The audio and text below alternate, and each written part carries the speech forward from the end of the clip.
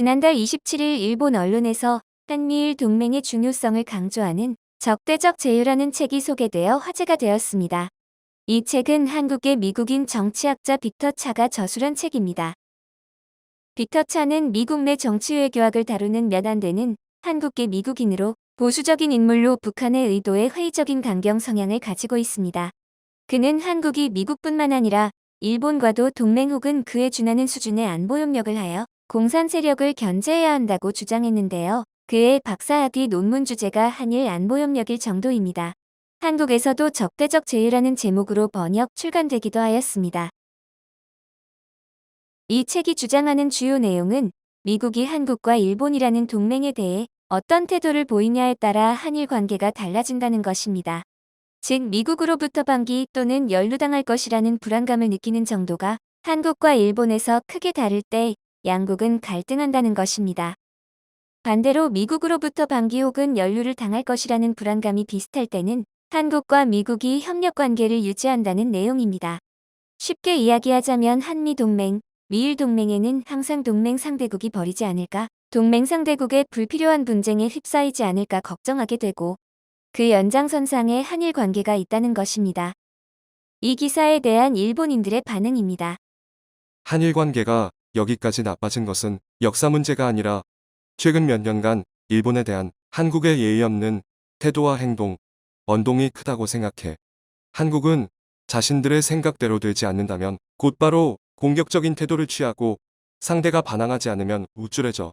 언제나 일본이 하는 일을 방해하려 해. 가장 추천 비율이 높은 댓글입니다. 최근 올림픽에서 한국이 범내려온다 현수막과 후쿠시마 식자재를 피해 한국 도시락을 지원하는 등 일본을 참교육하면서 일본인들이 화가 많이 난 것 같습니다. 자신들의 생각대로 되지 않는다면 공격적인 태도를 취하는 것은 이 댓글을 쓰고 추천을 누른 일본인들이 아닐까요? 자기 자신을 돌아보는 시간이 필요할 것 같습니다. 한국과 손을 잡는다고 하나도 이득될 것이 없다. 게다가 한일 관계의 문제는 하나도 해결된 것이 없어. 모든 것은 한국의 문제야. 우선 한국 측의 문제를 전부 해결하고 나서 일본에게 말을 걸어줬으면 좋겠는데 무리인 것 같으니까 서로 무관심한 사이가 되었으면 좋겠어. 두 번째로 추천을 많이 받은 댓글입니다.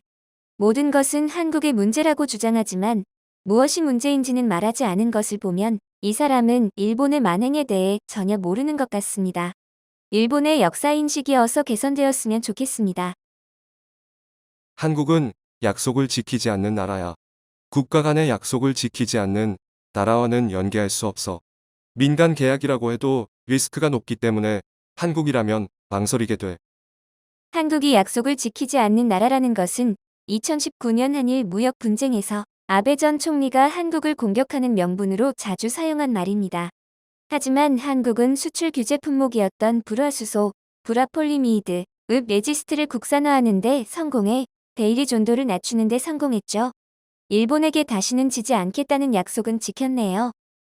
일본은 타이, 베트남, 말레이시아, 인도 등의 국가와 연계를 강화해 한국과 빠르게 거리를 두어야 해. TV에서도 한국 드라마를 방영해서는 안 돼. 아쉽게도 이 댓글에서 언급한 나라들에서는 이미 한국 문화가 자리 잡고 있습니다. 한국 드라마를 보지 못하게 한다면 동남아시아 국가들이 일본의 편이 될 수 있을까 생각을 했으면 좋겠네요.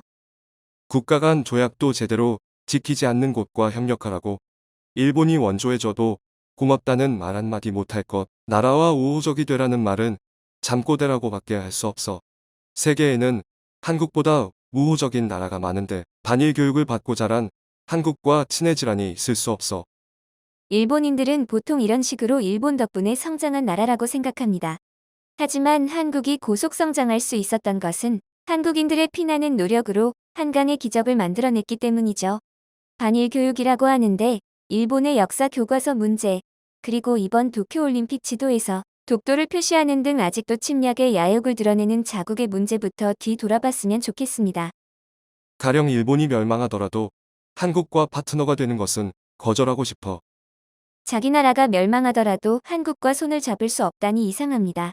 글로벌 시대에서 국가 간의 관계는 정치, 경제, 역사 등 여러 가지 변수를 고려해야 하는데 이렇게 맹목적으로 한국을 비난하다니 오히려 측은해지는 기분입니다. 빅터 차 교수의 적대적 제휴라는 책에서 한국과 일본은 적대적이지만 파트너가 돼야 한다는 내용에 대한 일본인들의 반응을 알아보았습니다. 일본은 버블 시대를 기점으로 잃어버린 30년이라고까지 말할 정도로 쇠퇴하였으나 한국이 아시아의 강국으로 부상하자 시샘을 한다는 인상을 받았습니다. 일본 네티즌들의 의견은 억지가 많았지만 한 가지는 공감할 수 있었습니다. 사과하지 않는 나라와는 파트너가 될 수 없다. 앞으로 일본이 한일 관계를 개선하고 싶다면 이 점을 꼭 생각했으면 좋겠네요. 오늘 준비한 내용은 여기까지입니다. 도움이 되셨다면 구독과 좋아요 부탁드립니다.